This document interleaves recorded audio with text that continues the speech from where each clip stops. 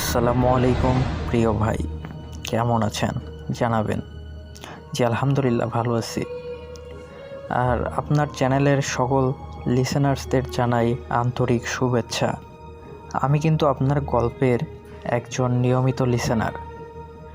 যদিও কখনো আমার জীবনে এমন প্যারানরমাল ঘটনা ঘটেনি, আর সময়ের ব্যস্ততার কারণে কখনো কোনো গল্প লেখা হয়নি, তাই এই ঘটনাটি হয়তো গুছিয়ে লিখতে পারবো না। তাই আগেই সবার কাছে ক্ষমা চেয়ে নিচ্ছি। আমি মোহাম্মদ ইমন হাসান। আজকের যে গল্পটি লিখছি এটা আমার বন্ধু নিশাদের কাছ থেকে শোনা।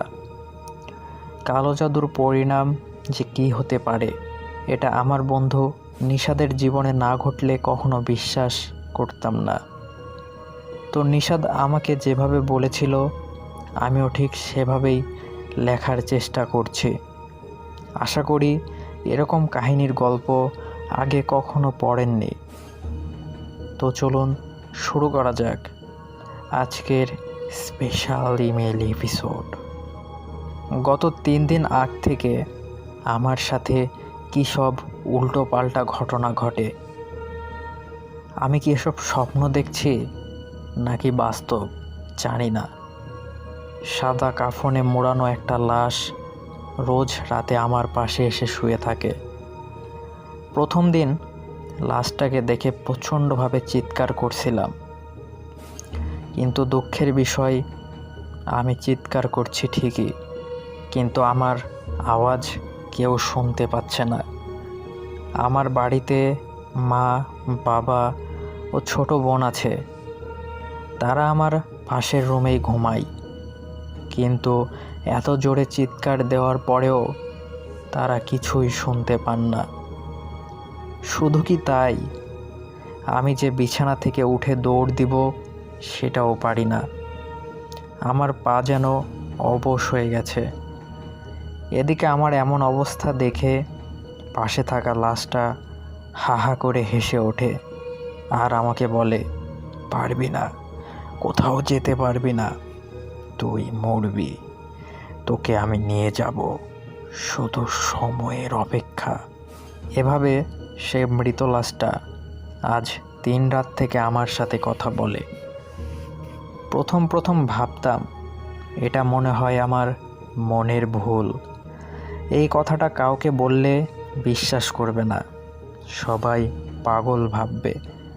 কিন্তু এভাবে 3 রাত একই ঘটনা ঘটার বিষয়টা মা বাবাকে বললাম। আমার মুখে কথাটা শুনে মা বাবা হেসে উড়িয়ে দিলেন। মা বাবা আমার কথা বিশ্বাস না করাই চিন্তা করলাম বন্ধুদের সাথে বিষয়টা শেয়ার করি, দেখি ওরা কোনো উপায় পায় কি না।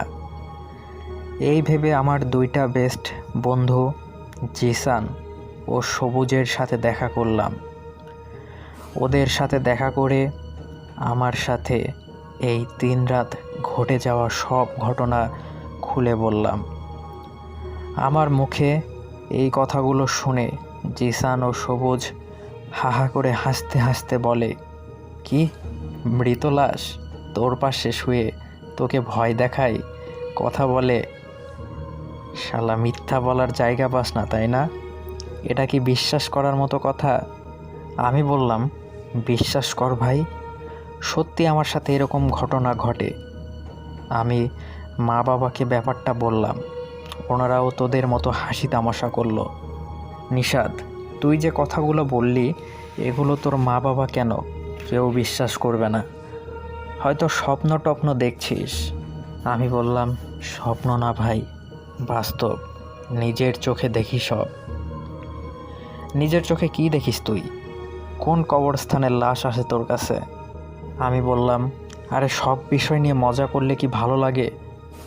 এটা শুনে সবুজ, আচ্ছা নিশাদ, একটা কাজ করলে কেমন হয়? তোর কাছে নাকি রোজ রাতে ওই মৃত লাশটা আসে, তাহলে একটা কাজ করি, আমি আর জিসান আজ রাতে তোর রুমে গিয়ে লুকিয়ে থাকি, তাহলে প্রমাণ হবে তোর কথা আদৌ সত্যি নাকি মিথ্যা। আচ্ছা ঠিক আছে, আমি রাজি, আয় আজকে রাতেই আয়। ওকে ঠিক আছে, তবে তাই হোক, যদি তোর কথা মিথ্যা হয় তাহলে কিন্তু তোর খবর আছে বলে দিলাম। ওদের কথাটা বলে আমি বাড়িতে চলে আসলাম। বাড়িতে আসার পর ভালোই দিনটা কেটে গেল। রাত তখন 10টা।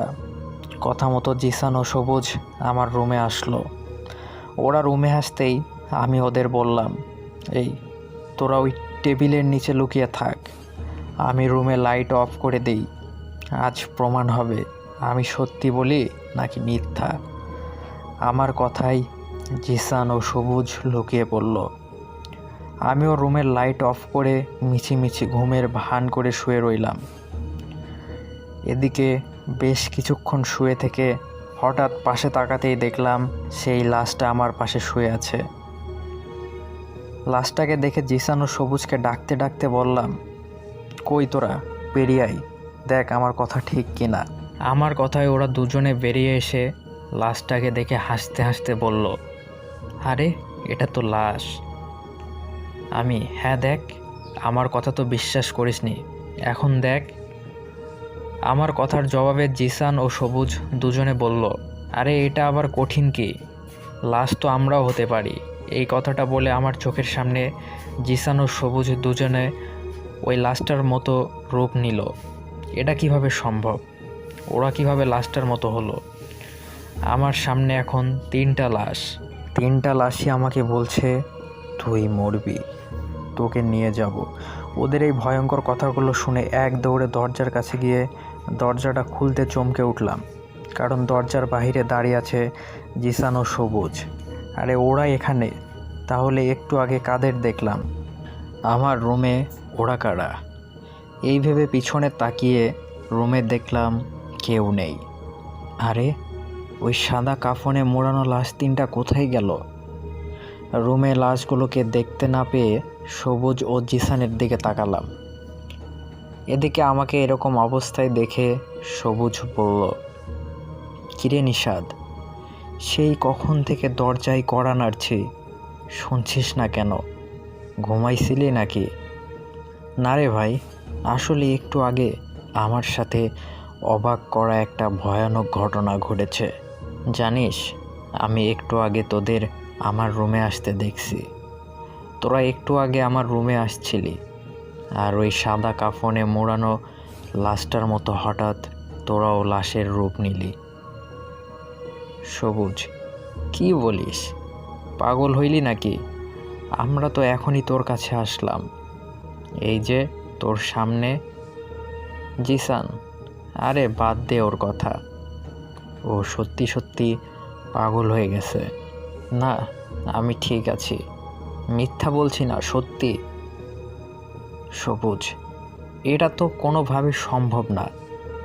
একটু আগে কি হয়েছে জানি না, আমরা দুজন এখন আসলাম এটাই জানি। আমি ও জিসান এখন তোর রুমে লুকিয়ে থাকবো। এখন দেখি কোন লাশ আসে তোর কাছে। ঠিক আছে, তাই কর, যা লুকিয়ে পড়। আমার কথাই জিসান ও সবুজ লুকিয়ে পড়ল। এদিকে আমি আবার রুমের লাইট অফ করে মিছিমিছি চোখ বন্ধ করে শুয়ে পড়লাম। আমি শুয়ে পড়ার পর প্রায় আধা ঘন্টা চলে গেল। আধা ঘন্টা পর জিসান আমাকে বলে উঠল, নিশাদ, কই তোর লাশ? কোথায় আর কতটা অপেক্ষা করব?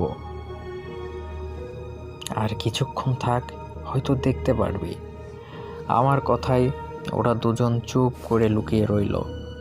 এভাবে কেটে গেল আরও 1 ঘন্টা। অন্যদিন রাতে তো ওই লাশটা আমার পাশে এসে শুয়ে থাকে, আজ এখনও আসছে না কেন? এদিকে প্রায় 1 ঘন্টা হয়ে যায়, সবুজ ও জিসানের কোনো সাড়া শব্দ পাচ্ছি না। এই ভেবে বিছানা থেকে উঠে জিসান ও সবুজকে ডাকতে যাব, ঠিক তখনই দেখলাম খুব ভয়ঙ্কর একটা ঘটনা।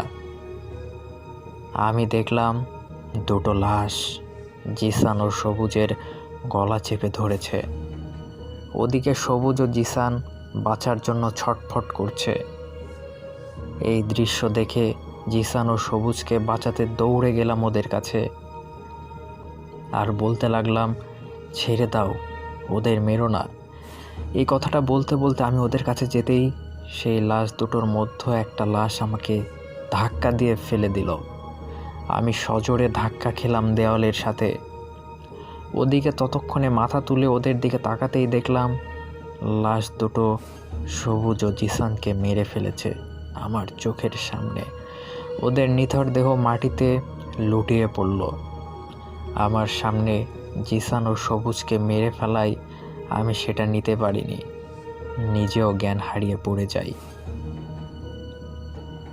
বেশ কিছুক্ষণ পর আমার যখন জ্ঞান ফেরানো হয় তখন চোখ খুলে আমি তো পুরাই অবাক, কারণ চোখ খুলতেই দেখলাম জিসান ও সবুজ দুজনে বেঁচে আছে। ওরা আমাকে বলছে, নিশাদ তুই ঠিক আছিস তো? ওদের কথা শুনে বিছানা থেকে উঠে ওদের বললাম, জিসান, সবুজ, বন্ধু তোরা ঠিক আছিস? তোদের কিছু হয়নি তো? বেঁচে আছিস তোরা? মানে কি বলিস, আমাদের আবার কি হবে? কেন? আমি জ্ঞান হারানোর আগে তো দেখলাম ওই লাশ দুটো তোদের গলা চেপে মেরে ফেলেছে। কই, আমরা তো ঠিকই আছি, কোনো লাশ তো আমরা দেখিনি। লাশ আবার মারবে কিভাবে? হ্যাঁ ঠিকই তো। উল্টো আমরা কি দেখলাম জানিস? আমি ও জিসান লুকিয়ে আছি লাশ দেখার জন্য। হঠাৎ তুই বিছানা থেকে উঠে আমাদের দিকে দৌড়ে আসলি আর বলতে শুরু করলি, ছেড়ে দাও, ওদের মেরো না। তোর কথা শুনে আমিও জিসান তোকে স্পর্শ করতেই তুই জ্ঞান হারিয়ে ফেললি। কি বলিস? তাই নাকি? তাহলে যে আমি দেখলাম, উফ, আমি সত্যি পাগল হয়ে যাব। এসব কি হচ্ছে আমার সাথে? জিসান, সবুজ, বন্ধু বিশ্বাস কর, আমি এমনি এমনি জ্ঞান হারাইনি।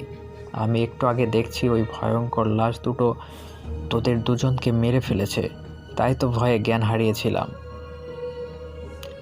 এদিকে সবুজ ও জিসানের সাথে আমার মা বাবাও আমার কথাগুলো শুনছিলেন। আমার কথাগুলো শুনে জিসান আমার বাবাকে বললেন, আঙ্কেল, নিশাদের অবস্থা ভালো দেখছি না। আমার মনে হয় ওর ঘুম ঠিক মতো না হওয়ার কারণে এসব উল্টো পাল্টা জিনিস দেখে। সবুজও বলল, হ্যাঁ আঙ্কেল, জিসান ঠিক কথাই বলছে, আমারও তাই মনে হয়। আমি বললাম, আরে কি বলিস তোরা? না বাবা, আমি ঠিক আছি, আমার মাথায় বা শরীরে কোনো সমস্যা নেই। সমস্যা না হলে এসব কি? দুদিন থেকে এসব কি শুরু করেছিস? তুই নাকি লাশ দেখিস? আচ্ছা, লাশ কি হাঁটতে পারে যে হেঁটে হেঁটে তোর কাছে আসবে? বাবা, ওটা তো লাশ না, জিন হয়তো লাশের রূপে আসে। আমার কথা শুনে বাবা বলল, তোর এসব পাগলামি কথা বিশ্বাস করি না, আর আমি এসব জিনভূত বিশ্বাস করি না। অনেক রাত হইছে, এবার ঘুমিয়ে পড়, কাল তোকে ডাক্তারের কাছে নিয়ে যাব। সবুজ, হ্যাঁ নিশাদ, তাই কর, ঘুমা, আমরা কাল বিকেলে দেখা করব তোর সাথে। এই কথাটা বলে জিসান ও সবুজ চলে গেল।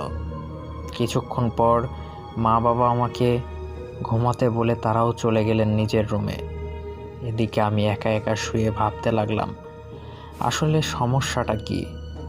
হঠাৎ এসব কি ঘটছে আমার সাথে? ভয়ে ঘুম আসছে না। কি জানি ঘুমালে আবার লাশটা এসে পাশে শুয়ে পড়বে। ভয়ে ভয়ে না ঘুমিয়ে রাতটা পার করলাম। পরদিন সকাল 10টা, নিজের ইচ্ছের বিরুদ্ধে বাবা জোর করে ডাক্তারের কাছে নিয়ে গেলেন। সেখানে গিয়ে বাবা ডাক্তারকে সব খুলে বলাই ডাক্তার আমাকে নানা প্রশ্ন করলেন, আমার শরীরের অনেক টেস্ট করালেন। সবশেষে ডাক্তার বাবাকে বললেন, আপনার ছেলের তো কোনো সমস্যাই দেখছি না, শুধু একটু ঘুমের প্রবলেম, তাছাড়া বড় ধরনের কোনো সমস্যা তো দেখলাম না। ডাক্তারের কথা শুনে বাবাকে বললাম, দেখলে বাবা, বলছিলাম না আমার কোনো সমস্যা নাই, বিশ্বাস তো করলা না, এখন চলো বাড়িতে যাব। এই বলে বাবাসহ ডাক্তারের ওখান থেকে বের হলাম।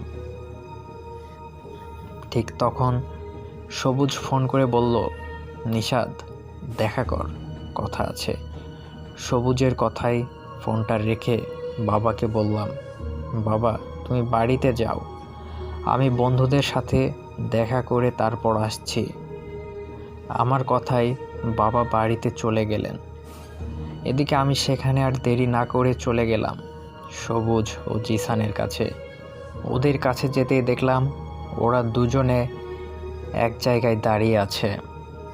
আমাকে দেখেই জিসান বলল, কেমন আছিস? আমি বললাম, ডাক্তার বলল আমি সুস্থ আছি, আমার কিছু হয়নি। আচ্ছা, আজ আর বেশি আড্ডা দিতে পারবো না, বাড়িতে ফিরতে হবে। এই কথাটা বলে ওদের বিদায় দিয়ে বাড়িতে চলে আসলাম। রোজ দিনের মতো সেই দিনটাও ভালো কেটে গেল। সমস্যা হলো রাতে। পরদিন সকালে আমি হুজুরের কাছে যাই এবং উনি আমাকে দেখে এতটুকু বলেন যে আমাকে নাকি কালো জাদু করা হয়েছে। তিনি এ বিষয়টা আমার পরিবারকে জানাতে বলেন। হুজুরের সাথে কথা বলা শেষ করে হুজুরের কথায় বাড়ি চলে আসলাম। বাড়িতে আসার পর মা বাবাকে হুজুরের বলা সব কথা খুলে বললাম। মা বাবাকে বললাম আমাকে কালো জাদু করা হয়েছে। আমার কথায় মা বাবা একটু অবাক হলেন, কিন্তু বিশ্বাস করলেন না। উল্টো আমাকে বললেন, নিশাত, বাবা কি বলিস? তোকে কে কালো জাদু করতে যাবে শুনি? তুই এখনও ছেলে মানুষ, তোর সাথে কার শত্রুতা থাকবে যে রেগে কালো জাদু করবে? আমি বললাম, তা তো জানি না বাবা, বিশ্বাস করো। আমার কথা বিশ্বাস না হলে তোমরা নিজে হুজুরের কাছে যাও, গিয়ে জিজ্ঞেস করো, উনি তোমাদের সব বলবে। আমার এই কথাটা শুনে বাবা বলল, সত্যি নাকি? আচ্ছা, তোর কথা যদি সত্যি হয় তাহলে কাল যাব। যদিও আমি এসব জিনভূত বিশ্বাস করি না, তোর এমন সমস্যার জন্য ঠিকই যাব। যাই হোক, মা বাবার কথা শুনে একটু সান্ত্বনা পেয়ে রুমে চলে গেলাম। রোজ দিনের মতো সেদিনও কোনো সমস্যা হলো না। সমস্যা হলো রাতে, কিন্তু এবার আমার সাথে না, আমার মা বাবার সাথে। মা বাবা দুজনই সেই রাতে একটা স্বপ্ন দেখলেন। মা বাবা দেখলেন একটা ভয়ঙ্কর অবয়ব মা বাবাকে বলছে, হুজুর বা কবিরাজের বাড়িতে গিয়ে কোনো লাভ হবে না, আমি হুকুমের গোলাম, আমি তোদের ছেলেকে নিয়েই যাব, ওকে কোনোভাবে বাঁচাতে পারবি না। এই স্বপ্নটা দেখার পর মা বাবা দুজনের ঘুম ভেঙে যায়। ঘুম ভাঙতেই মা বাবা একে অপরের সাথে কথা বলে জানতে পারে দুজনে ঠিক একই রকম স্বপ্ন দেখছে। যাই হোক, স্বপ্নটা দেখার পর মা বাবা সেই রাতটা ভয়ে আর ঘুমাননি। পরদিন সকালে মা বাবা দুজনে আমাকে বিষয়টা খুলে বলেন। ওদের কথা শুনে আমি বলি, এবার তো বিশ্বাস করছো আমার সাথে সত্যি এতদিন ভয়ানক ঘটনা ঘটেছে? হ্যাঁ বাবা, বিশ্বাস করছি। আমি আজকে বিকেলে কোনো হুজুর বা কবিরাজের কাছে যাব, তুই কোনো চিন্তা করিস না। বাবার কথাই একটু ভালো লাগলো, ভাবলাম সমস্যা বুঝি সমাধান হবে। বিকেলে বুঝি বাবা সত্যি কোনো কবিরাজ বা হুজুরের বাড়িতে যাবে। কিন্তু না, বিকেল হবার আগে আমাদের বাড়িতে একজন অপরিচিত লোক আসলেন। উনি আসায় বাবা জিজ্ঞেস করলেন, কে আপনি? আপনাকে তো চিনতে পারলাম না। আপনারা আমাকে চিনবেন না, আমি একজন কবিরাজ। আমি আপনাদের বাড়ির পাশ দিয়ে হেঁটে যাচ্ছিলাম, হঠাৎ দেখলাম আপনাদের বাড়িতে একটা অশুভ জিনের নজর পড়েছে। জিনটা আপনাদের ক্ষতি করতে চায়। এটা শুনে বাবা বলল, হ্যাঁ হ্যাঁ, ঠিক বলেছেন। আপনি কিভাবে জানলেন? আমরা তো কাল রাতেও ভয়ঙ্কর স্বপ্ন দেখছি। আপনারা কোনো চিন্তা করবেন না, আপনাদের আর কোথাও যেতে হবে না, আমি এর সমাধান করছি। আমি বললাম, কবিরাজ আঙ্কেল, আমি একজন হুজুরের কাছে গিয়েছিলাম। উনি আমাকে বলেছে কেউ নাকি আমাকে কালো জাদু করেছে। আপনি একটু দেখুন তো বিষয়টা সত্য কি না। আমার কথায় কবিরাজ বেশ কিছুক্ষণ তার নিজের মতো করে কাজ করে আমাদের সবাইকে বললেন, কই, আমি তো এমন কিছু দেখছি না। আপনাদের ছেলে নিশাত তো ঠিক আছে, ওর কোনো সমস্যা নাই। আপনারা ভয় পান ওই দুষ্টু জিনটার কারণে। এসব নিয়ে আর ভয় পাবেন না, আমি কিছু কাজ করে দিচ্ছি, এখন থেকে আর সমস্যা হবে না। এই বলে কবিরাজ কিছু কাজ করে চলে গেলেন। আমি তো কিছুই বুঝলাম না, কোথা থেকে কবিরাজ এসে এসব কী বলল। আমি তো আমার সমস্যা বুঝি, তাই না? যাই হোক, কবিরাজ চলে যাওয়ায় বাবা আর অন্য হুজুর বা কবিরাজের কাছে গেলেন না। এভাবে কেটে গেল 3টা দিন। এই 3 দিন বলতে গেলে কোনো ঘটনা ঘটেনি, ভালো ছিলাম। 3 দিন পর আমার সাথে শুরু হয় ঠিক আগের মতো ভয়ঙ্কর ঘটনা। আগেকার মতো ওই লাশগুলো আমার কাছে এসে শুয়ে থাকে, কথা বলে। কবিরাজ তো বলেছিল আর সমস্যা হবে না, তাহলে আবার কেন? বিষয়টা কেমন সন্দেহজনক হওয়ায় আমি সেই দিন চিন্তা করি রাতের বেলা আমাদের মসজিদের ওই ইমাম হুজুরের কাছে আবার যাব। কিন্তু রাতের বেলা একা যাওয়া তো ঠিক হবে না, তাই সবুজকে ফোন দিয়ে বললাম আমার সাথে যেতে। কিন্তু সবুজের সমস্যা থাকায় সে যেতে রাজি হলো না। সবুজকে না পেয়ে জিসানকে বললাম, জিসান রাজি হলো। জিসান রাজি হওয়ায় সেই রাতে আমিও জিসান রওনা করলাম ইমাম হুজুরের বাড়ির দিকে। বেশ কিছুক্ষণ পর দুজনে সেই হুজুরের বাড়িতে চলে গেলাম।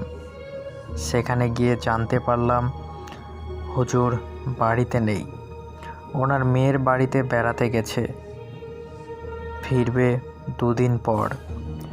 হুজুরকে না পেয়ে আমিও জিসান আবারও বাড়ির দিকে ফিরছিলাম। হঠাৎ আমাদের সামনে 2টো সাপ দেখতে পেলাম। সাপ দুটো বেশ সুন্দর দেখতে। আমাদের সামনে সাপ, এই দেখে জিসান পাশে থাকা একটা লাঠি দিয়ে সাপ দুটোকে আঘাত করতে যাওয়ায় আমি বললাম, এই কি করিস, মারিস না, দেখিস না কত সুন্দর সাপ, ছেড়ে দে। জিসান বলল, তোর আবার কথা, সাপ কখনো সুন্দর হয় বলতো? আমার রাস্তা আটকিয়ে দাঁড়িয়ে আছে, থাক না, আমরা পাশ কাটিয়ে যাই, আয়, আরে আয় তো। এই বলে জিসানকে টেনে সাপ দুটোকে পাশ কাটিয়ে বাড়ির দিকে হাঁটতে লাগলাম। হাঁটতে হাঁটতে জিসানকে বললাম, জিসান তুই জানিস না রাতের বেলা জিনেরা সাপ রূপে ঘুরে বেড়ায়, এমনও তো হতে পারে ওগুলো সাপ না। জিসান বলল, আচ্ছা ওই তো তোর বাড়ি চলে আসছে, বাড়িতে যা, কাল দেখা হবে। আমার কথায় জিসান আমাকে বাই বলে চলে গেল। এদিকে আমিও সেখানে দেরি না করে বাড়িতে চলে আসলাম। এভাবে কেটে গেল আরও 2টা দিন। এই 2 দিনে আমার সাথে একই রকম ভয়ের ঘটনা ঘটায় আমি আবারও সেই বিকেলে ইমাম হুজুরের কাছে যাই। আমি ইমাম হুজুরের কাছে গিয়ে ওনাকে সব ঘটনা খুলে বলি। আমার কথা শুনে ইমাম হুজুর আমাকে বলেন, তুমি একটা কাজ করো, তুমি তোমার মা বাবাকে নিয়ে আমার সাথে দেখা করো। হুজুরের কথাই আর কথা না বাড়িয়ে সোজা বাড়িতে চলে গেলাম। আর অনেক অনুরোধ করে মা বাবাকে রাজি করিয়ে সেই ইমাম হুজুরের কাছে নিয়ে আসলাম। আমি, মা বাবা সবাই হুজুরের বাড়িতে। আমরা সেখানে যাওয়াই হুজুর বাবাকে উদ্দেশ্য করে বললেন, আপনি ওর বাবা? হ্যাঁ হুজুর, আমরাই ওর মা বাবা। আপনারা কি জানেন আপনাদের ছেলের পরিস্থিতি ভালো না, ও দিন দিন মৃত্যুর মুখে ঢলে পড়েছে? এটা শুনে বাবা বলল, কি বলেন হুজুর, কিন্তু কেন? আপনার ছেলেকে তো আমি আগেই বলেছি ওর ওপর কালো জাদু করা হয়েছে, ও কি আপনাদের বলেনি? হ্যাঁ বলছিল, কিন্তু বিশ্বাস করিনি।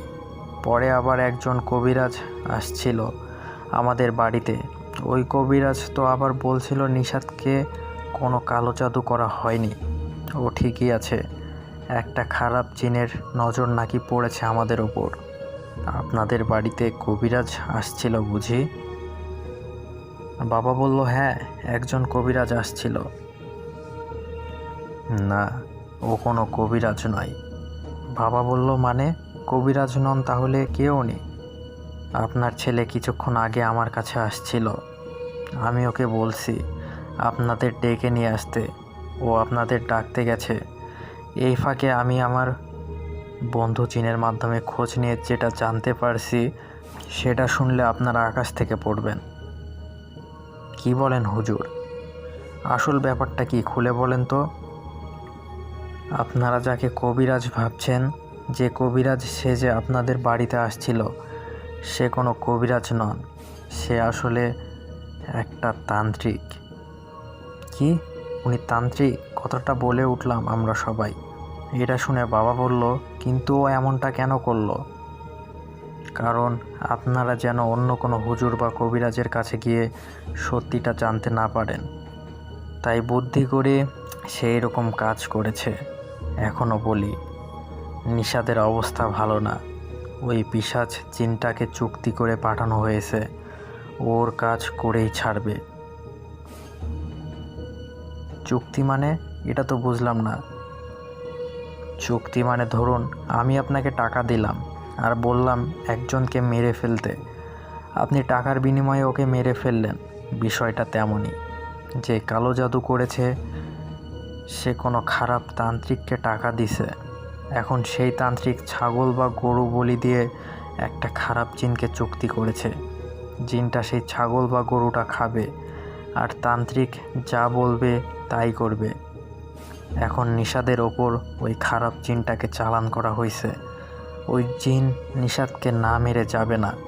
নিশাদ দেখবেন আস্তে আস্তে শুকিয়ে যাবে, খেতে পারবে না, নানা রকম রোগ হবে, আর আস্তে আস্তে ওই জিন ওকে মেরে ফেলবে। তার চেয়ে ভালো এখনই কোনো ভালো হুজুর বা কবিরাজের কাছে ওকে নিয়ে যান। বাবা বলল, হুজুর, আপনার কথাগুলো শুনে মাথা ঘুরছে।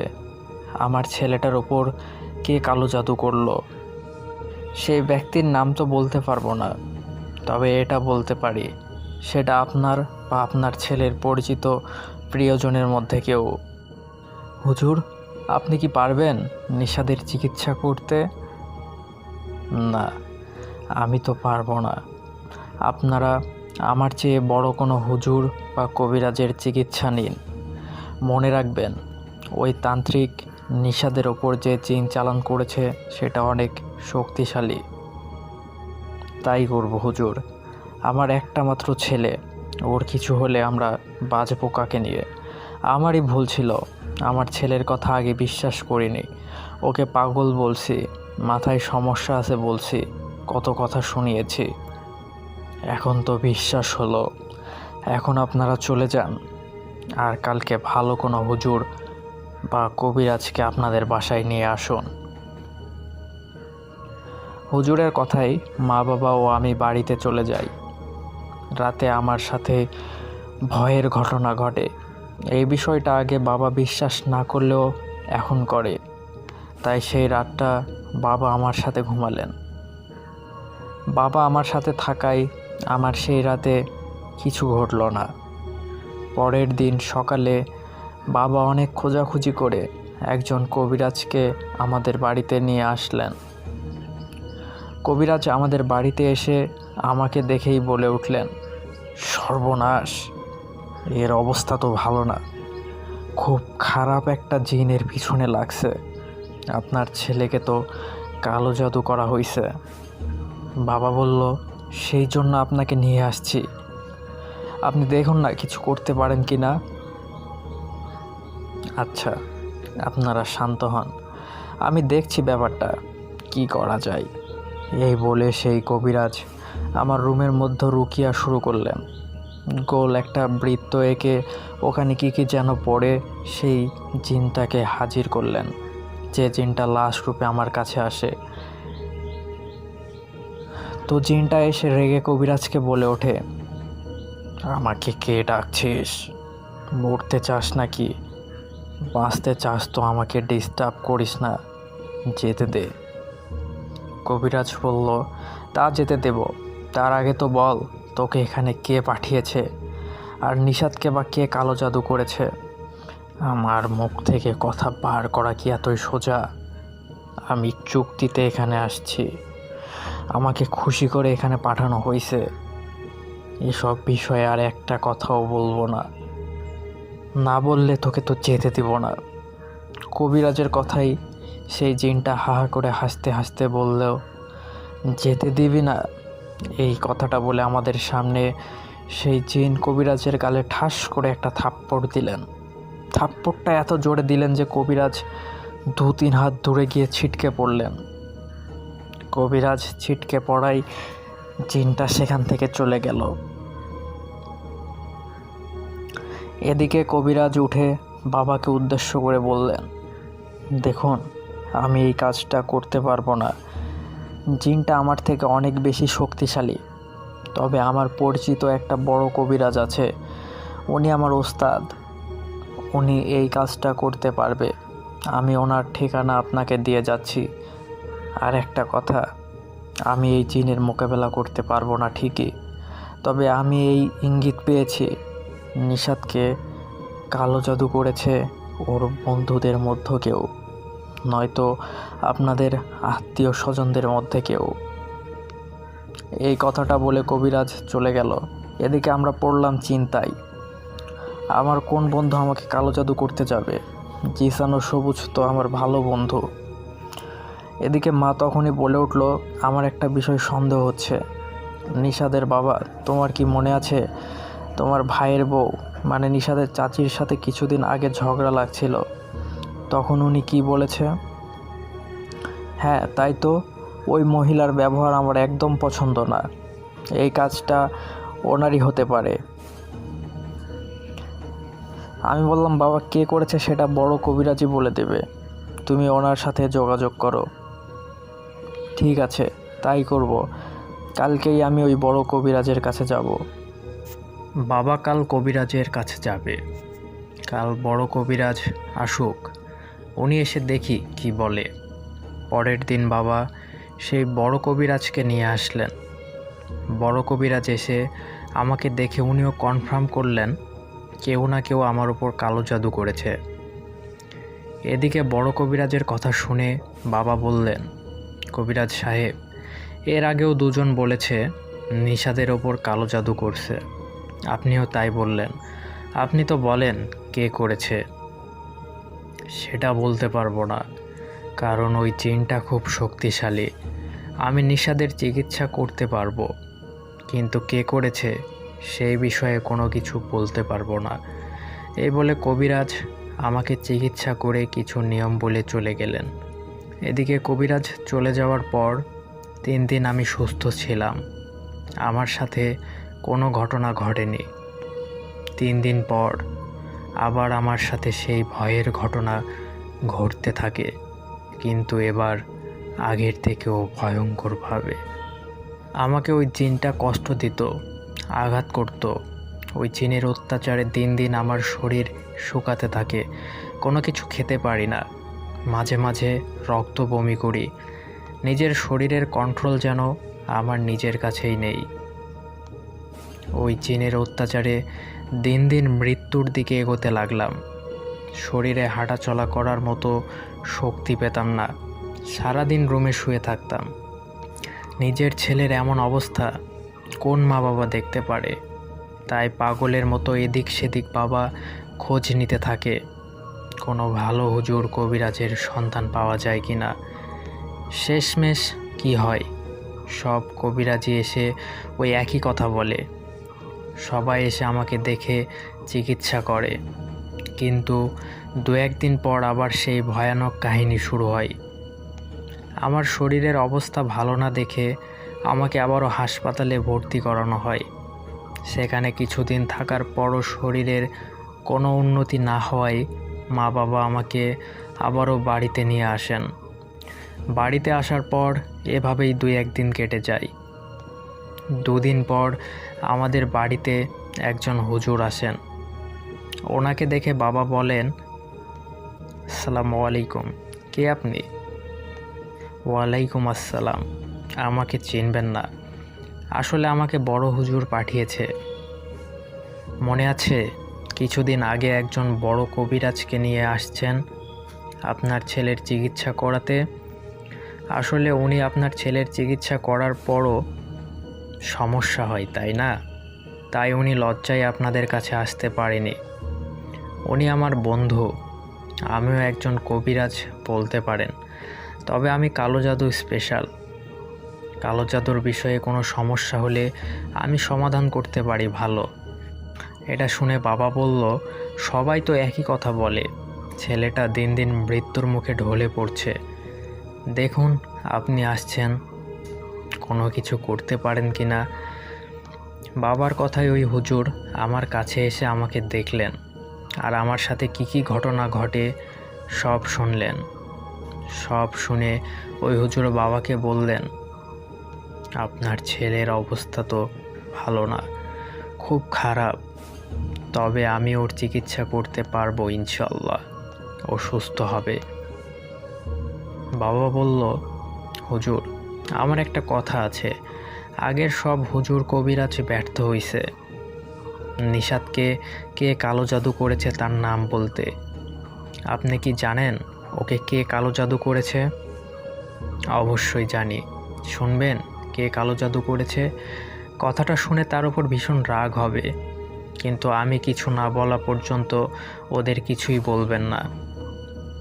বাবা বলল, ঠিক আছে বলুন, কে আমার ছেলেকে কালো জাদু করেছে? আপনার ছেলেকে কালো জাদু করেছে আপনার ভাইয়ের বউ, মানে নিশাদের চাচি। কি বলে উঠলেন বাবা। এদিকে আমিও অবাক, আমার চাচি আমাকে কালো জাদু করেছে। এদিকে বাড়িতে আসা সেই হুজুর বলল, অবাক হওয়ার কিছু নাই, আর এখন এসব ভাবার সময় নয়, নিশাদকে বাঁচাতে হবে। আমি নিশাদও আপনাদের বাড়িতে কিছু কাজ করে দিয়ে যাই, আশা করি আজকের পর আর কোনো সমস্যা হবে না। বাবা বলল, এতে কি কাজ হবে? আগের বারও অনেক হুজুর কবিরাজ এমন করে কাজ করছিল, তাতে তো কোনো লাভ হয়নি। 2-3 দিন পর আবারও সেই সমস্যা শুরু হয়েছে। আগের যা হইছে হইছে, আগের কথা বাদ দেন, জিনের মোকাবেলা করবে জিন। আপনার ছেলের পিছনে যে 2টা জিন লাগছে, ওই 2টার সাথে যুদ্ধ করবে আমার সাথে থাকা জিন। আশা করি সমস্যার সমাধান হবে ইনশাল্লাহ। কিন্তু মনে রাখবেন, আমি আজ নিশাদের চিকিৎসা করে চলে যাচ্ছি, আবার 7 দিন পর আসব। এই বলে ওই হুজুর আমাদের সবার কাছে বিদায় নিয়ে চলে গেলেন। হুজুর চলে যাওয়ার পর এক এক করে 3 দিন চলে যায়। এই 3 দিনে আমার সাথে কোনো সমস্যা হয় না, আর আমি আস্তে আস্তে সুস্থ হতে থাকি। আগের থেকে শরীরটা বেশ ভালো, হাঁটা চলাও করতে পারি। সামনের দিনগুলি ভালো যেতে লাগলো। আগের মতো আর ভয় পাই না, কোনো ভয়ঙ্কর ঘটনাও ঘটে না। আমি সুস্থ হতে থাকি। এভাবে দেখতে দেখতে কেটে যায় 7টা দিন। 7 দিন পর ওই হুজুর আমাদের বাড়িতে আসে, এসে আমাকে বলে, কি বাবা এখন শরীর কেমন? আমি বলি, জি আলহামদুলিল্লাহ ভালো, আগের থেকে বেশ অনেকটাই ভালো। আমার কথা শুনে আমার বাবা বলল, আমি তো ভাবতেই পারিনি আমার ছেলেটা আবার সুস্থ হবে, স্বাভাবিক হবে। আল্লাহর রহমতে সুস্থ হয়েছে। এরপর হুজুর আমার ওপর করা কালো জাদু কাটিয়ে আমাদের কাছ থেকে বিদায় নিলেন, আর আল্লাহর রহমতে আমিও সুস্থ হয়ে উঠলাম। পরে অবশ্য শুনেছিলাম যে চাচি আমাকে কালো জাদু করেছিল তিনিই নাকি এখন প্যারালাইজড। হয়তো ওই খবিশ জিনটা আমার কোনো ক্ষতি করতে না পেরে তার ক্ষতি করে দিয়েছে। তো আসলে কালো জাদু, কুফরি কালাম এগুলো করে কী লাভ? যদি এর ভয়াবহতা আমরা আমাদের চোখের সামনে দেখতাম, তাহলে বুঝতে পারতাম এটা কতটা ভয়ানক। তো লিখেছেন মোহাম্মদ ইমন হাসান, রংপুর মহানগর থেকে। এরপর তিনি তার ফোন নাম্বারটি শেয়ার করেছেন। সত্যি ঘটনা অবলম্বন করছি, দুদিন আগে ঘটে যাওয়া ঘটনাটি। এর আগে বলে রাখি, আমার রাশিটা খারাপ, এজন্যই আমার সাথে আগেও অনেক কিছু হয়েছে। আমি অনেক কিছু ব্যবহারও করেছি, কিন্তু কোনো কিছু বাদ মানে না। বিশ্বাস অবিশ্বাস সম্পূর্ণই আপনাদের ব্যাপার। তো শুরু করছি। যে গরমের অবস্থা, 47-48 ডিগ্রি তাপমাত্রা, সূর্য উঠে গেলে আগুনের কাছে বসে রান্না করাটা যে কতটা জ্বালা দেয় তা শুধু আমার মতো গৃহবধূরাই ভালো জানে। তাই ভাবলাম ভোর ভোর উঠে গরমের কয়দিন রান্নাটা সেরে ফেলবো। ভোর 4টা বাজে তখনও আলো ফোটেনি, চোখে ঘুম নেই। আর এখন ঘুমিয়ে গেলে উঠতে সেই দেরি হবে। এগুলো ভেবে রান্নার তোড়জোড় শুরু করে দিলাম। ফ্রিজ থেকে ইলিশ মাছ বের করলাম। ভাত চুলায় বসিয়ে উঠান বাড়ি কুড়িয়ে পরিষ্কার করছিলাম। হঠাৎ চোখ পড়ল আম গাছের ওপর। তাকিয়ে দেখি আমগুলো আমার দিকেই তাকিয়ে আছে। আমি খুশি হয়ে ভাবলাম আজ আম দিয়ে ডাল রান্না করব আর ইলিশ মাছ। যথারীতি আমি রান্নাঘরে চলে গেলাম। হাতের কাজ সেরে মাছ ভাজির গন্ধে চারিদিকে মম করছে। আমারও খেতে ইচ্ছে হচ্ছিল, এজন্যই আমিও একটা মাছ ভাজি খেতে খেতে ভাজতে লাগলাম। হঠাৎ মনে হলো আমাকে কেউ দেখছে। কেমন একটা লাগছিল আমার। আমি বারবার এদিকে সেদিকে তাকাচ্ছিলাম। হঠাৎ চুরমার করে কিছু পড়ার শব্দ পেলাম। সারা গা শিরশিরানি দিয়ে উঠল। আমি মাছের কড়াই নামিয়ে রেখে হাতের ভাজি মাছ নিয়ে বের হলাম রান্নাঘর থেকে।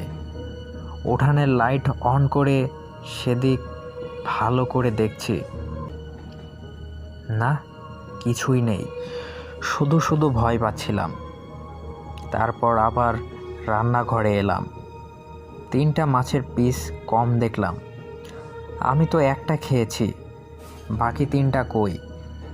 এর মধ্যে একটা বিড়াল ঝাঁপ দিয়ে আমার সামনে এসে পড়ল। আমি ভয়ে দূরে সরে গেলাম। চোখ দুটো যেন জ্বলছে। আমার ওপর ঝাঁপিয়ে পড়ে আমার আধখানা খাওয়া মাছ ছো মেরে নিয়েই দৌড়ে চলে গেল। বাকি 7টা মাছ আমি তাড়াতাড়ি করে রান্না করে ফেললাম। একটু একটু আলো ফুটছে তখন। আম গাছ থেকে আম ছিঁড়তে লাগলাম ডাল রান্না করার জন্য। এমন সময় আমার জায়ের 7 বছরের ছেলেটা আমাকে ডাকছে আর বলছে, ও ছোটো মা, এসো আমার সাথে। আমি বললাম, এত ভোরে তুই উঠেছিস? দেখলাম ও ছুটে চলে যাচ্ছে পাশের বাগানের দিকে। আমিও পিছু পিছু দৌড়াতে লাগলাম আর বলছি, দাঁড়া, ওদিকে যাস না।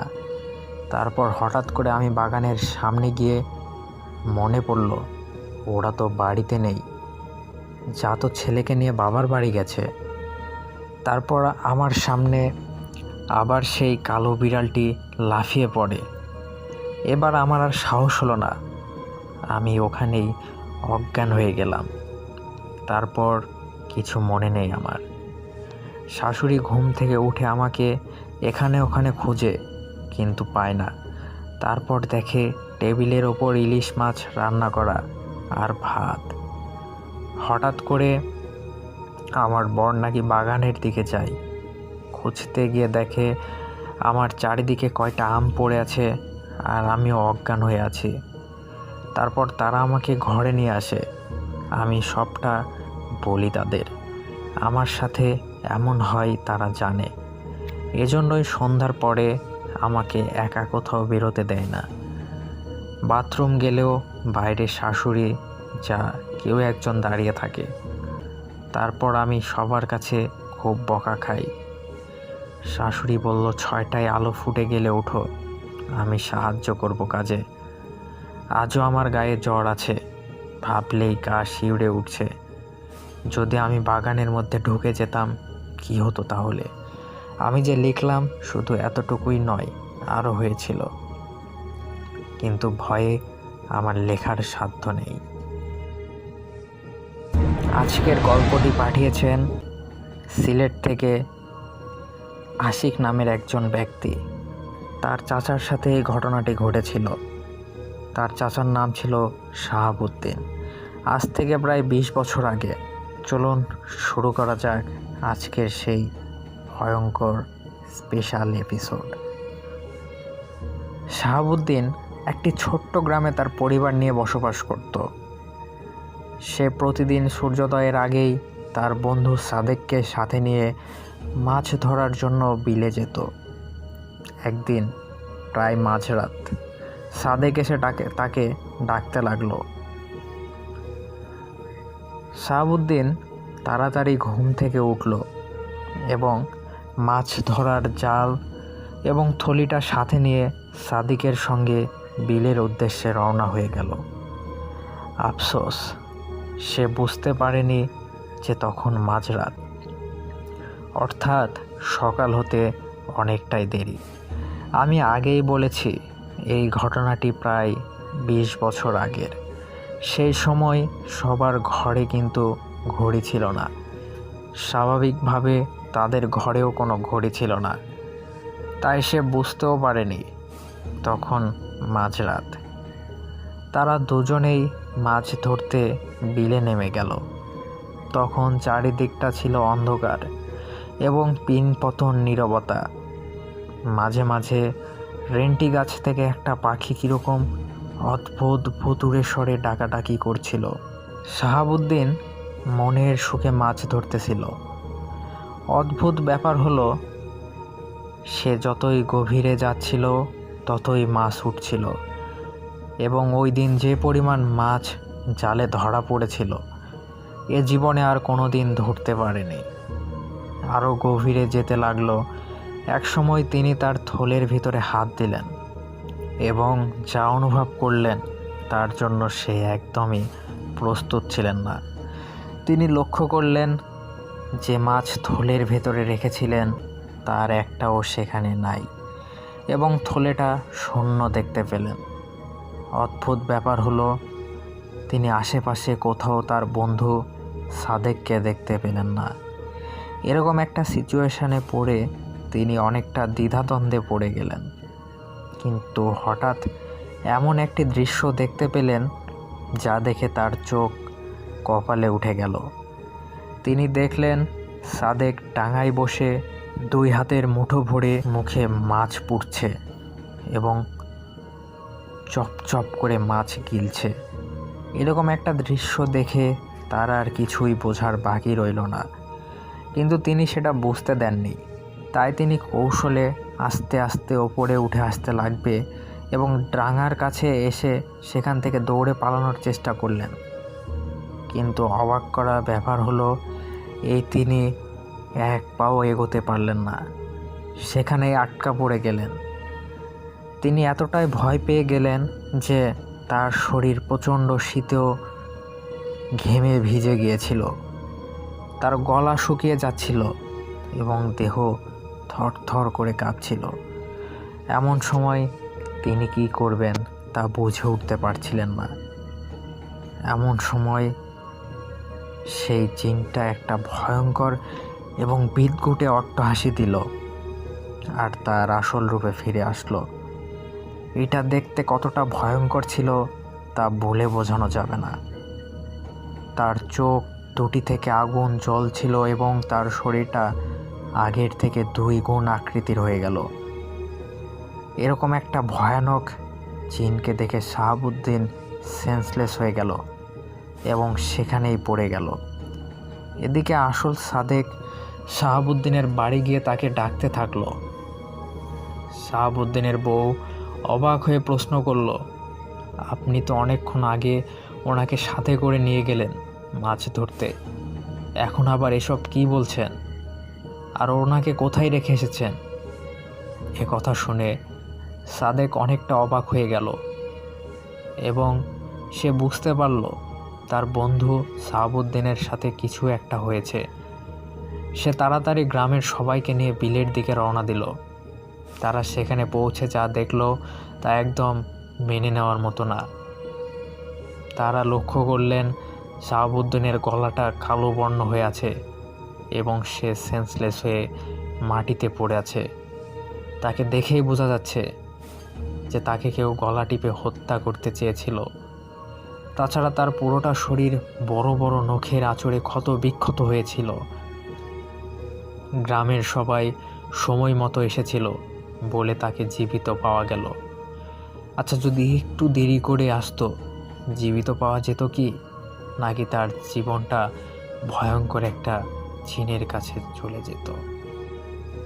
আমি গ্রামের বাড়ির উদ্দেশ্যে রওনা দিই ট্রেনে করে। হঠাৎ ট্রেনটা থেমে যায়। থেমে যাওয়ার কারণে হালকা একটা চট লেগে যায়, যার কারণে আমার ঘুমটাও ভেঙে যায়। বড্ড গরমও পড়েছে, এর মধ্যে আবার ঘুমও পাচ্ছে। অগত্যা চোখ কচলে উঠে বসলাম। এটা কোন জায়গা, ব্যস্ত হয়ে তা দেখতে লাগলাম। মনে হলো এটা কোনো এক স্টেশন। এত রাতেও এত ভিড় মানুষের এই স্টেশনে। তখন আমার গলাটা শুকিয়ে কাঠ হয়ে গিয়েছিল। রাত 3টে বাজে।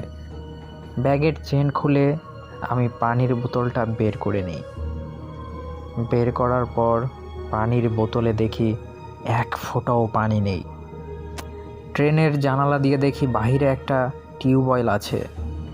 ট্রেন থেকে সেটা কিছুটা দূরে অবস্থিত। টিউবওয়েল দেখে ট্রেন থেকে নেমে আমি ঝটপট সেখানে যাই। সাথে করে পানির বোতলটাও নিয়ে যাই। ট্রেন থেকে নামার পর মনে হচ্ছে এখানে কিছুক্ষণ আগেই বৃষ্টি হয়েছে, কারণ গোটা এলাকা ভিজা ভিজা। হঠাৎ হাঁটার সময় আমার পা পিছলে যায়, কিন্তু ভাগ্যক্রমে পাশে একটি গাছ থাকায় এটাতে ধরে ফেলি। দেখি আকাশে বাজ পড়ল, পুরো এলাকা আলোকিত হয়ে গেল। ওপরে তাকিয়ে দেখি ঘন কালো মেঘে ছেয়ে গেছে পুরো আকাশ। তারপর কিছু না ভেবেই টিউবওয়েলের কাছে চলে যাই। টিউবওয়েল চালু করার পর মনে হচ্ছে এটা টিউবওয়েল না, এটা একটা ঝিরঝির করা পাইপ। পানি পড়ছে বা না পড়ছে, আমার বোতলই ভরবে কোন সময় কে জানে। এত আস্তে আস্তে পানি পড়ছিল যে আমার মনে হয়েছিল 1 যুগ পেরিয়ে যাবে, তবুও আমার পানির বোতল ভরবে না।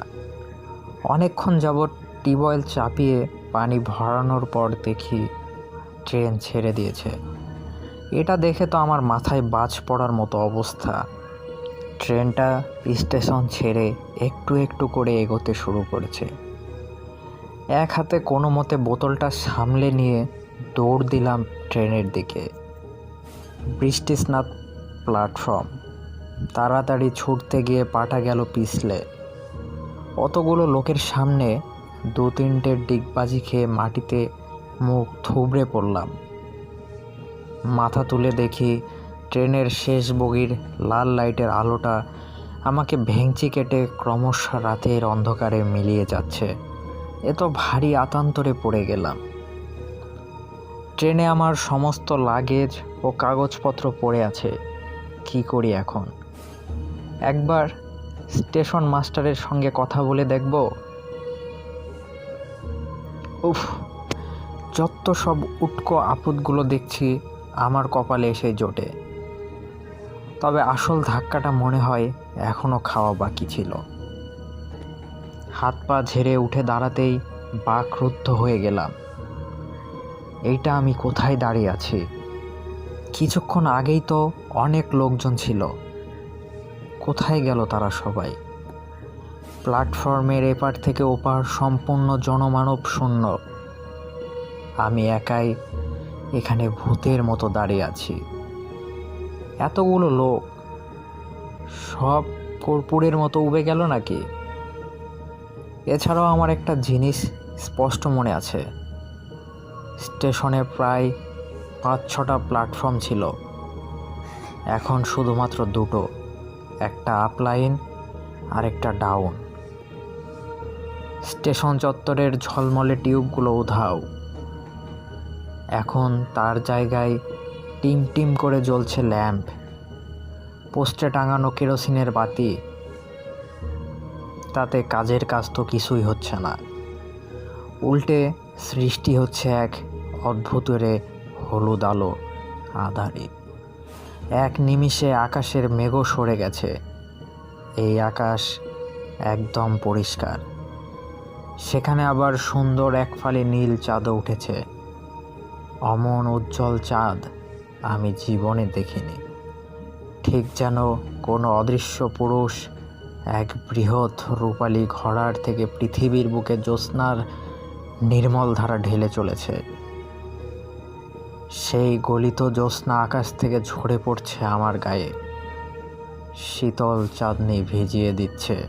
ধপ করে একটা পাথরের বেঞ্চিতে শরীরটা এলিয়ে দিলাম। কি হলো ব্যাপারটা? মাটিতে পড়ে গিয়ে মাথায় চোট পেলাম বুঝি? এমন ধারা মতিভ্রম হওয়ার কথা তো নয়। সদ্য ভরা বোতলটা থেকে পানি নিয়ে চোখে মুখে ছেটালাম। না, সব ঠিকই দেখছি। আমার চোখের সামনে অন্ধকারচ্ছন্ন 2 নম্বর প্ল্যাটফর্মটা একাকী পড়ে আছে। মোবাইল বের করে আরেকবার সময়টা দেখলাম। 1:05। স্ট্রেঞ্জ, এতক্ষণ ধরে প্ল্যাটফর্মে দাঁড়িয়ে আছি, অথচ সময়টা 1 মিনিটও এগোয়নি। ফোনটাও বিগড়ালো নাকি? নেটওয়ার্ক তো একদম শূন্য। কোন কুক্ষণে যে বোনের বিয়েতে যোগ দেওয়ার জন্য বেরিয়েছিলাম, ব্রেঞ্চে মাথা হেলিয়ে নিজের পরবর্তী পদক্ষেপ কী হবে সেইটা নিয়ে চিন্তা ভাবনা করছিলাম। ঠিক তখনই ট্রেনের হর্নে চমক ভাঙল। কেমন অদ্ভুত সেই হর্নের ধ্বনি, ঠিক যেন শীষ দেওয়ার। এক তীক্ষ্ণ আওয়াজ, দূরে ইঞ্জিনের আলো। কাছে এলো ট্রেনটা। এটা একটা মালগাড়ি, কিন্তু ইঞ্জিনটা কীরকম? ডিজেল বা ইলেকট্রিক ইঞ্জিন নয়, এইটা তো সেই আদিকালের স্টিম লোকোমোটিভ। এই রুটে যে আজও স্টিম ইঞ্জিন চলে তা তো জানতাম না। এক রাশ কুচকুচে কালো ধোঁয়া এবং কয়লার মিহি গুঁড়ো ছড়িয়ে আমাকে পিছনে ফেলে এগিয়ে গেল ইঞ্জিনটা। মিনিট 5 দাঁড়িয়ে কয়লা বোঝাই করা মালগাড়িটা আবার ঘটাং ঘটাং শব্দ তুলে স্টেশন থেকে বিদায় নিল। না, এভাবে নিচেষ্ট হয়ে বসে থাকলে চলবে না। একবার স্টেশন মাস্টারের সাথে কথা বলতেই হবে মনে হচ্ছে। সবই অচেনা, যেন কালচক্রের কোনো গুপ্ত চোরাপথ ধরে আমি এসে পড়েছি 70-80 বছর আগেকার সময়ে। ব্রেঞ্চ ছেড়ে উঠতে যাব, তখনই প্ল্যাটফর্মের অপর প্রান্ত থেকে একটা ক্ষীণ সবুজ আলো চোখে পড়ল। রেলের পোশাক পরা 2 জন লোক হাতের সিগন্যাল বাতি দুলিয়ে আমার দিকে হেঁটে আসছে। একজন বেশ লম্বা ফর্সা, আরেকজন কিছুটা বেটে আর রোগা। আমার কাছে এসে লম্বা লোকটি দরাজ গলায় জিজ্ঞেস করলেন, এত রাতে আপনি এখানে একা কি করছেন? কোথায় যাবেন? আমি ট্রেন মিস করেছি, স্টেশন মাস্টারের ঘরটা একটু দেখিয়ে দেবেন? আমি এখানকার স্টেশন মাস্টার সমরেশ দত্ত। ভদ্রলোক সালাম করলেন। আর এ হলো এখানকার পয়েন্টসম্যান মনোহার। আজ রাতের শেষ মালগাড়িটা পাস করিয়ে আমরা কোয়ার্টারে ফিরছি। আমিও 2 জনকে সালাম করে জিজ্ঞেস করলাম, আচ্ছা, এখানে কি বৈদ্যুতিক আলো নেই? স্টেশনের ল্যাম্প, পোস্টে কেরোসিনের বাতি, আপনাদের হাতেও লণ্ঠন। 2 জনে হতভম্বের মতো একবার নিজেদের মধ্যে মুখ চাওয়াচাই করল। কি বললেন আজ্ঞে? বৈদ্যুতিক আলো? বলেন কি বাবু?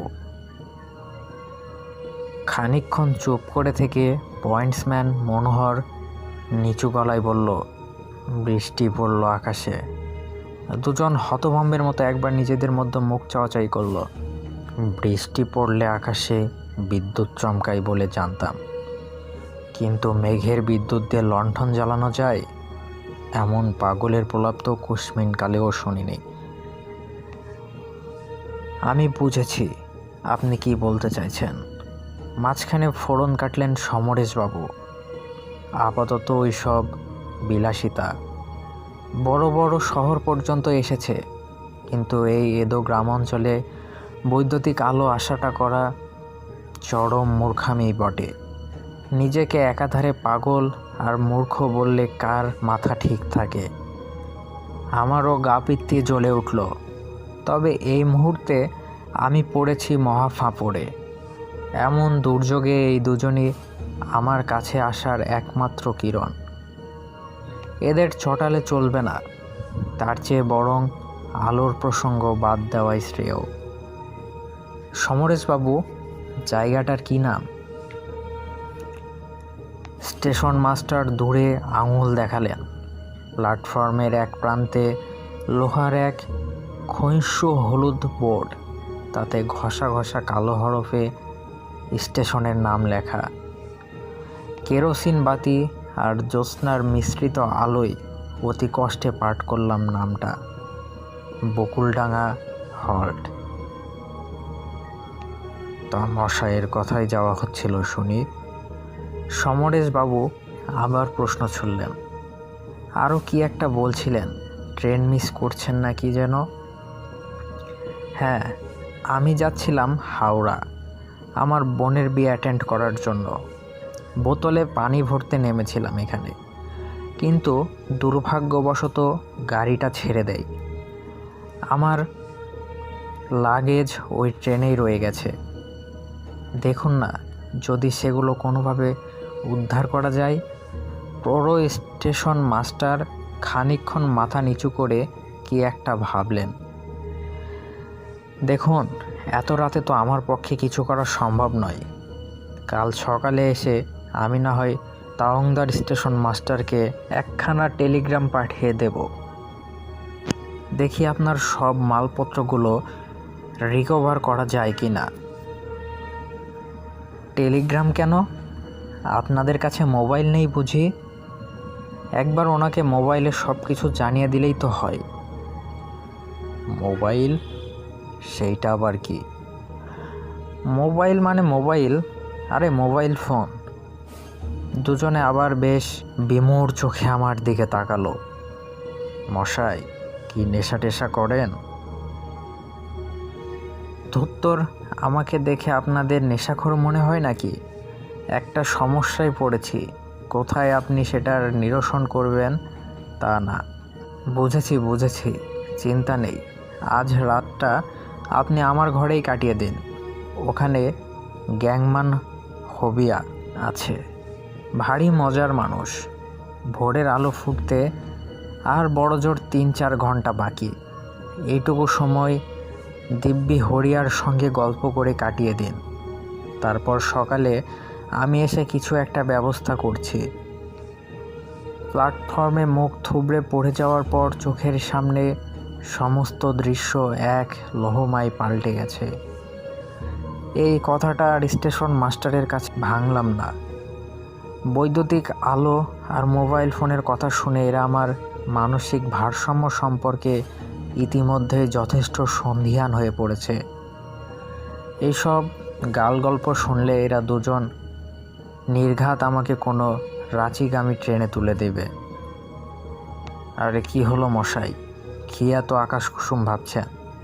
আসুন আমার সঙ্গে, রাতটা আমার ঘরেই কাটাবেন। টালি দেওয়া ছিমছাম ছোট ঘর, কোনায় একজন লোক আপাদমস্তক চাদর মুড়ি দিয়ে বসে আছে। কুলুঙ্গির ওপর মিটমিট করে জ্বলতে থাকা কুপির আলোয় মুখটা স্পষ্ট বোঝা যাচ্ছে না। হরিয়া সমরেশবাবু ওকে উদ্দেশ্য করে হাঁক পারলেন, আজ রাতে ইনি এখানেই থাকবেন, এনার খেয়াল রেখো। চাদর মুড়ি লোকটা ইতিবাচক মাথা নাড়ালো। সমরেশবাবু আর মনোহর বিদায় নিলেন। আমিও ঘরের একপাশে রাখা কাঠের প্যাট্রার ওপর বেশ গুছিয়ে বসলাম। বাবু কি কোনো ঝামেলায় পড়েছেন? হরিয়ার গলা শুনে বুকটা ছ্যাদ করে উঠল। এমন কর্কশ স্বর জীবনে কখনো শুনিনি। যেন আস্ত একখানা স্টিম ইঞ্জিন গলায় পুড়ে রেখেছে। বললেন না তো বাবু কোনো ঝামেলা হয়েছে কি?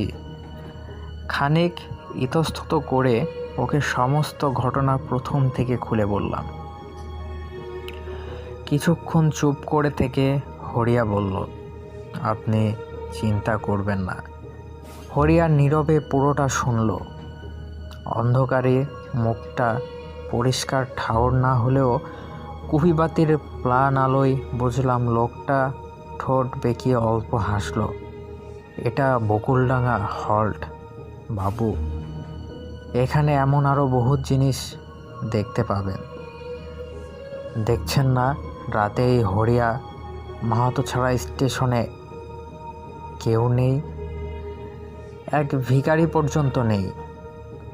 সাধেই কি স্টেশন বাবু আর মনোহর রাতের শেষ মালগাড়ি পার করিয়ে এখান থেকে চলে যায়? এই সময় এখানে কুকুর বিড়ালও ঘোরে না, মানুষ তো দূরের কথা। কেন? আমি ঢোক গিলে বললাম, কোনো ভয়টয় আছে নাকি? ভয়? হ্যাঁ, ভয় বলতে পারেন। প্রথমে এটা একটা সাধারণ স্টেশনের মতোই ছিল, কিন্তু একটা দুর্ঘটনার পর থেকে এই স্টেশনে সব কিছু বদলে যায়। সব কিছু। কীরকম দুর্ঘটনা? 5 সাল আগের ঘটনা। এখান থেকে একটু দূরে রেলের ক্রসিং আছে।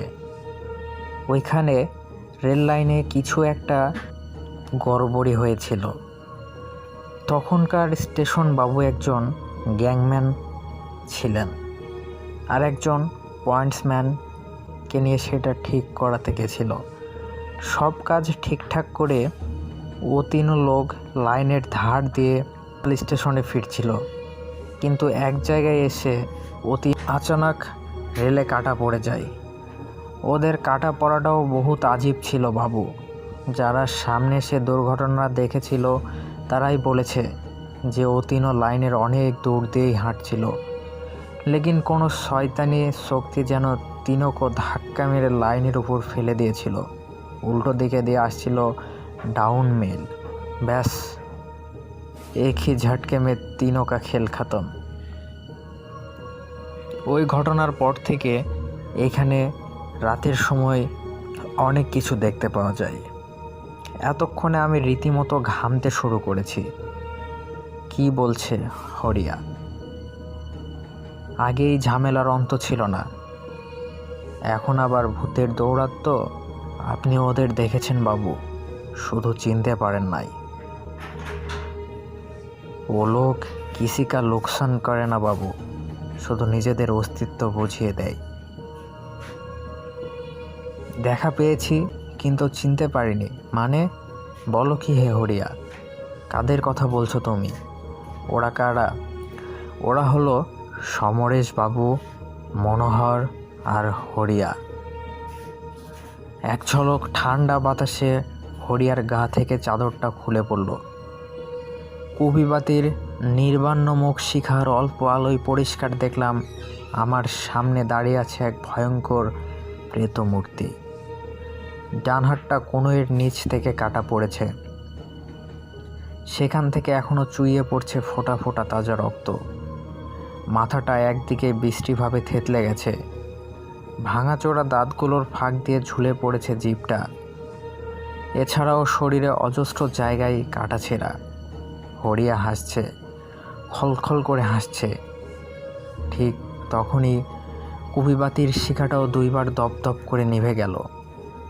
পুরো ঘরটা তলিয়ে গেল অন্ধকারের অকুল সমুদ্রে। এতক্ষণে যেন আমার সম্মতি ফিরল। গা ঝাড়া দিয়ে এক লাফে বেরিয়ে এলাম ঘর থেকে। ঠিক তখনই জ্ঞান ফিরে আসলো। আমি দেখলাম যেখানে পিছলে পড়ে গেছিলাম সেখানেই আছি। রাতের 3টায় বাজে। ট্রেনটাও আমার চোখের সামনে। স্টেশনটা ঠিক যেমন আগে ছিল তেমনই রয়েছে, কিছুই পরিবর্তন হয়নি। তবে এতক্ষণ যে আমি এখানে ছিলাম,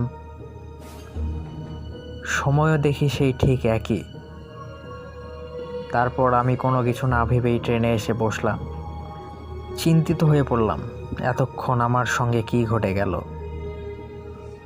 হঠাৎ তাকিয়ে দেখি সেই হারিকেনের টিম আলো লণ্ঠন জ্বালিয়ে 2জন লোক হেঁটে আসছে আমার জানালার দিকে। তাদের চেহারাটা হারিকেনের আলোয় স্পষ্ট বোঝা যাচ্ছিল না। একটু ভালো করে তাকাতেই দেখি ঠিক যেন সমরেশ বাবু ও মনোহর, এবং তাদের পেছনে দাঁড়িয়ে খিলখিল করে হাসছে হরিয়া। এর মধ্যেই ট্রেনটা ছেড়ে দিল। আমিও পৌঁছে গেলাম আমার গন্তব্যে। এই ঘটনা এখনো কারোর সাথে শেয়ার করি নাই, কিন্তু এটা যদি মিথ্যা হয় তবে এতক্ষণ সময় আমি যেখানে কাটালাম এটা কি ছিল, আর শেষে আমি কাদেরকেই বা দেখলাম।